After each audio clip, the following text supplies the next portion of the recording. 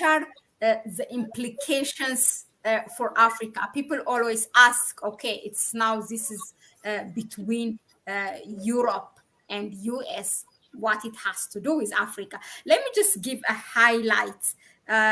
You also mentioned there are 5 pillars that Macron introduced in that introducing that ideology of strategic autonomy, and these are competitiveness, industrial policy, protection of markets, reciprocity in trade relations, and cooperation. Now he focused on the idea of producing competitive, best-in-class products, common industrial policy to strengthen a net zero industry of the production of microchips. I think this is where Africa comes in. But yeah, I will leave that to you, Kwame.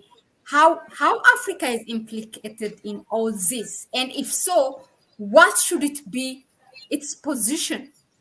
Should Africa also adopt an approach, sort of an ideology? What should it do? What should be the next action from Africa? Thank you, Mahlet.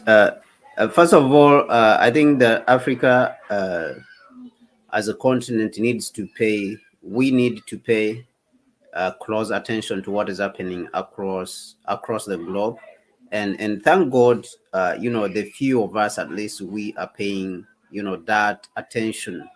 And we can, like for us here at Connect Africa, we can inform, the other people, the implications of the various moves which the groups are making across the globe, whether it is China, whether it is in the Middle East, events and occurrences and steps that are going on, people are making, the moves people are making in the Middle East, whether it is, Brazil and China, what they are doing. So all these moves, how are they going to affect us? And I think that as Africans, we need to pay much more attention to what is going on across the globe instead of neglecting, these, events, instead of neglecting the globe, because we are all global citizens. That is the first thing which, I would mention. Like you rightly mentioned, Macron put out his, doctrine of European autonomy, and which he said that it should be hinged on the various pillars of competitiveness, having industrial policy for Europe, protection, they should have a protection mechanism for their, what he called strategic industry, and then reciprocity, and then a cooperation, So I will go one by one. For example, what can we as Africans learn from, like, for example, the pillar 1, which he mentioned, and he spoke about competitiveness and the better European integration, having industries and producing, for example, semiconductors in their country and other high value industries, because he mentioned and said that he wants to see Europe playing the third, powerful, polar power, should be the third pole on the world stage after United States and China. So this is what he's, envisioning, that he wants Europe to be in that position. They should integrate Europe more when it comes to trade, because they feel they are still lacking. They should integrate Europe a little bit more, even with what, of course, they have achieved, that they even have one currency already. But he feels that they should integrate more the institutions in Europe. So this is a lesson to the African continent itself, because when you are talking about material, the production of semiconductors, these materials are going to come from Africa. So this is the very reason why Africa should pay close attention to what is happening there. I read an article today by a Nigerian gentleman who's living, in the United States. He's studying nanotechnology, and he said that what should the role of semiconductors, semiconductor production be in Africa's economic transformation. And he said that Africa needs to, to invest in the production of semiconductors if it wants to be competitive. So this gives us an understanding. India is moving in that direction, is also trying to invest in the semiconductor industry. So this gives us an understanding that Africa, we cannot continue to play the same way we have been playing. We are seeing the world changing. So we as Africans, we have to follow we have to follow and fall within the rhythm of the changing world order. We cannot continue to play in the same way. We cannot continue to be beggars. We cannot continue to be, to move around the hand, ball in hand, to go and beg people who are just printing useless money. The United States has been printing, has printed more than $7 trillion ever since COVID 2020 started. And this is the money they are bringing to Africa to give us, complete rubbish of paper, which they have just printed that is not backed with anything. And they have stuffed it in the World Bank and IMF, and now they are giving it to Africans. And Africans are saying, oh, yes, you have done a great job.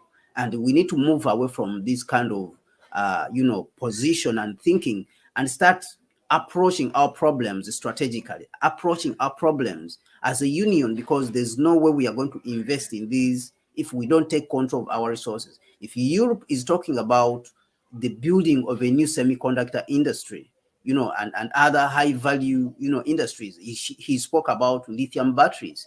He was speaking about these things. Where are materials going to come from? They don't have these materials. Europe doesn't have these materials. Of course, they are looking to Africa to come to Africa and remove this. So when will we industrialize if we continue to operate in the same way? That means our political system as Africans, has to be changed. We have to change the political system which we are operating on the continent, so that we can also have policies that are geared towards investing in these high value industries like semiconductors. So this is what I'm saying. If we do not do this, if we fail to do this, and this generation of young people have to find a way of doing this, we cannot, continue to operate in the same way, in the same old manner, and wait on these old people. Of course, we have old elements on the continent who are masquerading as presidents, but we have to find a way of working past these people who are old and, holding the continent back in an era of begging, of looking at the continent as a begging people. We have an economy of more than $3 trillion. The African economy is more than $3 trillion. So this should be enough, capital for us to start aggregating it together, for us to start and capitalize then on our resources, material and human resources, and the young population. This is enough capital for us to take off as Africans. But that is not being capitalized on. Why? It's because we have incapable people. We have people with no vision leading the continent. So the young generation which is coming up, our generation and the younger generations which are coming up, have to find a way of taking power, whether it is peacefully, whether it is by force, to be able to unify the continent and reconstruct it, rapidly. When we go to, for example, pillar number 2, where he mentioned about, for example, competitiveness. He spoke about scaling people and citizens in Europe, and also the immigrants, the people who will come into Europe, so that they can be able to compete with other nations, of course, with the United States and China, when it comes to skilled people, investing in sciences, mathematics, the STEM subjects, of course, science, technology, engineering, and mathematics. So that is also an area we as Africans, I think we need to put emphasis on. We need to change our curriculum. We need to change our education system. The education systems are not working right now. They're not producing what Africa needs to be able to transform itself. They are not producing quite, the quality of people who we need to transform the continent. And so this is an area also we as African people, we need to look at. When you look at his pillar number 3, for example, also, you can see that he spoke about the industrial policy. Europe needs to have an industrial policy, and to be competitive, you have to have energy. And these are the things which he spoke about, integrating Europe's market, of course. He spoke about that, so he said that this industrial policy should be geared towards creating massive jobs. And we have known, ever since we had our first contact with the Europeans, that the industrialization in Europe has been done at the expense of the African people. The use of free labor, whether you're talking about the cotton industry and the sugar industry, which started the first industrial revolution, all these were done at the expense of African people and African resources, human and material. So if we allow this kind of, behavior to continue, and we don't pay attention to it, then we as African people also, we will go in another, another era of colonialism, even a much more dangerous era of slavery will be imposed on the African people. He spoke about protectionism. Of course, protectionism, he spoke that they should be able to protect their industries. So what he means is that their industries should be able to be protected from, outside competition. You see, we have, they have to protect their industry from outside competition. For example, China coming in, or even China coming in to buy their industries, or even Google, for example, Google coming in and destroying their local, technology companies or semiconductor companies. And we've seen that in the past. Actually, Europe has fined Facebook. It has ever fined also Google for the misuse of data. It has very, Europe has very tough regulations. So all these are tactics which are aimed at protecting the local, industry, technology industry. And this is exactly something which Africa actually can copy. But when you look at what is being done in Africa, which is very unfortunate, actually, that companies like Oracle, Google, Facebook, they are just being welcomed in the continent to do whatever they want. Google is laying a cable, across the African continent, an internet cable, to the extent that they are harvesting our data on the African continent. They are not paying for it, and our governments are just allowing them to harvest this data. And we know that at the 21st century is the century of data, where the one who has more data is the one who will rule the world. And so that is why China, with its big population, with its technology companies, which have been able to grow, now is sort of like the king of innovation, technological innovation right now when it comes to telecommunications, innovation. Huawei and Alibaba and all this, because they have huge amounts of data. That is why they have been able to leapfrog majority of the others. And when you look at the African continent, our data is being submitted at will.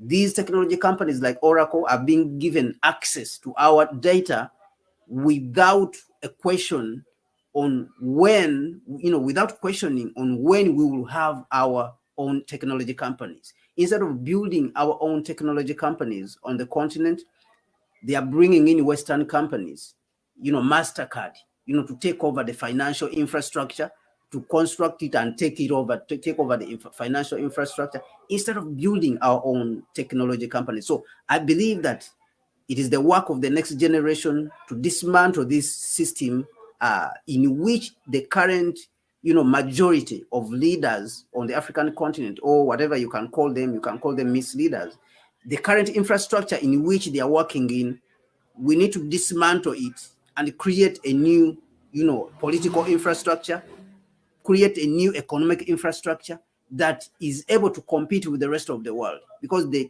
current infrastructure in which we are plugged in, it cannot compete. It's a colonial infrastructure, and it cannot compete with the rest of the world, which is thinking like this. When you look at the 5 pillars which Macron, mentioned, reciprocity, cooperation, all these, you can see that they were targeted actually towards the United States. Because when you talk about reciprocity, he spoke about the cooperating with nations which are going to honor their agreements We have seen that the United States is the one which has been canceling its agreements. When you look at the Paris Agreement, it is inconsistent in its position. So he spoke about that Europe needs to be in a position where it has cooperation with only partners who honor their agreement. Then it should cooperate. You say Europe should push to be a model. We should push any European model. Actually, what he said, that we should come together as Europeans and push any European model, okay, and European values. So this is where the question comes in now. Where are the African values? We also need to define ourselves as Africans. We need to define our values. What are our African values? So that Europeans don't come here, Americans don't come here and impose their values on us. Nkrumah spoke about in 1957 when he was speaking. Nkrumah spoke about we are going to create our own African personality and identity. And these are the things which Macron was speaking about today when he's talking about African culture, that we need to preserve. We need to preserve a European culture and identity. And he's talking about when he moves around, he wants to hear European music. He wants to see European drama. You see, he doesn't want to see things. So to some extent, actually, I think that